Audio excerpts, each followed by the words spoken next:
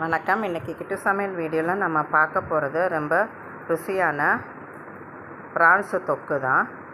இதுக்கு 1/2 கிலோ ப்ரான்ஸை நல்லா கழுகி அதில் மஞ்சத்தூள், உப்பு, காஞ்ச மிளகாத்தூள் போட்டு நல்லா மரினேட் பண்ணி வைக்கணும் ஒரு 1/2 மணி நேரம். அப்புறம் வெங்காயம், தக்காளி, பூண்டு, இஞ்சி பூண்டு பேஸ்ட்டு கொஞ்சம் வேணும். கடாயில் எண்ணெய் விட்டு ஜீரகம், காஞ்ச மிளகாத்தூள், கறிவேப்பிலை போட்டு நல்லா தாளிக்கணும். தாளிச்சிட்டு நீட்டாக மெலிசாக நறுக்கி வச்சுருக்கிற அந்த வெங்காயத்தை போட்டு நல்லா வதக்கி எடுக்கணும்.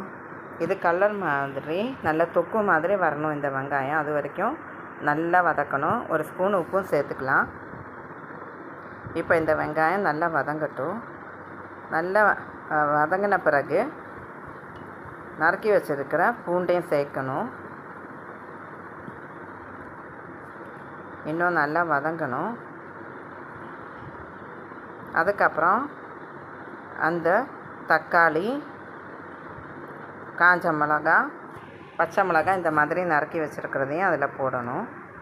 கொஞ்சமாக வெங்காயம் நான் மாற்றி வச்சுருக்கேன், அது எதுக்குன்னு சொல்கிறேன்.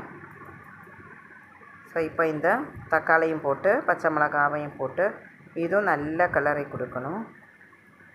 தீஞ்சு போகாமல் கண்டினியூஸாக கிளறி கொடுத்து தொக்கு மாதிரி பண்ணி எடுத்துடணும். அப்போ தான் இது நல்லாயிருக்கும்.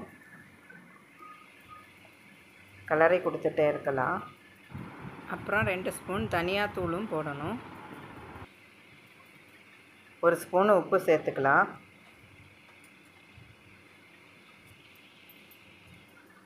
இப்போது அந்த தனியாக வச்சுருந்த வெங்காயத்தை ஒரு பிளேட்டில் வாழை இலை போட்டு அதில் அந்த வெங்காயத்தை அடுக்கி வச்சிடணும்.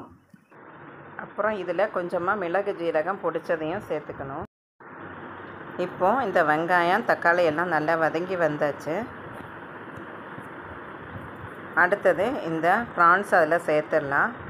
கொஞ்சமாக மிளகு கடைசியாக போடுறதுக்கு நான் புதுசாக பொடிச்சு எடுத்து வச்சுருக்கேன். அந்த ப்ரான்ஸையும் சேர்த்து ரொம்ப நேரம் மூடி வச்சு உப்பு தேவை இருக்கான்னு பார்த்து வேக வைக்கணும். அதிலிருந்து தண்ணி வரும். அது ஃபுல்லாக வத்துற வரைக்கும் நம்ம இதை ட்ரை ப்ரான்ஸ் பண்ணுறதுனால அது ஃபுல்லாக வத்துற வரைக்கும் கிளறி கொடுத்துட்டே இருக்கணும். உப்பு சரி இருக்கான்னு பாருங்கள். காரம் கம்மியாக இருந்தால் 1 ஸ்பூன் காஞ்ச மிளகாத்தூள் சேர்த்துக்கலாம். நான் கடைசியாக காஷ்மீரி சில்லி பவுடர் 1 ஸ்பூன் சேர்த்துருக்கேன், நல்லா கலர் கொடுக்கறதுக்காக. ஃபுல்லாக ரெடி ஆகிடுச்சு. இப்போ இதில் கொத்தமல்லி கீரை போட்டு நல்லா மிக்ஸ் பண்ணி ஆஃப் பண்ணிடலாம். இதை அந்த பிளேட்டில் நம்ம ரெடி பண்ணியிருக்க வாழை இலையில் இருக்கிற வெங்காயத்துக்கு மேலே சூடாக இதை போடணும். அந்த வாழை இலை வாசனையில் இது இருக்கும்போது சாப்பிடும்போது ரொம்ப நல்ல ருசியை தரும். இது சாம்பார் கூட இல்லை ஃபிஷ் குழம்பு கூட இது வச்சு சாப்பிடலாம். இந்த ரெசிபி உங்களுக்கு பிடிச்சிருக்குன்னு நினைக்கிறேன். கண்டிப்பாக பண்ணி பாருங்கள். தேங்க்யூ.